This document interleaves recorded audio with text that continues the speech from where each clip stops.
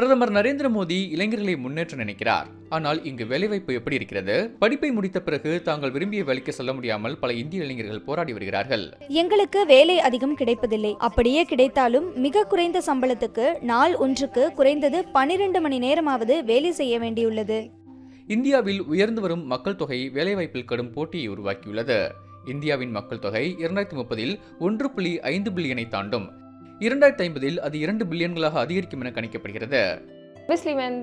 இவ்வளவு பெரிய மக்கள் தொகை கொண்ட இந்தியாவில் வேலை சார்ந்த பொருளாதாரத்துக்கு அதிக முக்கியத்துவம் அளிக்க வேண்டும். அது இல்லாத போது அனைவருக்கும் வேலை வாய்ப்பை உருவாக்குவது என்பது கேள்விக்குறிதான்.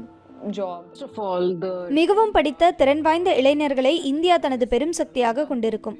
இவை அனைத்தும் இந்தியாவை அதிகார மையமாக மாற்றுவதற்கு சாதகமான சூழலை ஏற்படுத்தும் என நினைக்கிறேன். Things are in favor of India becoming this powerhouse.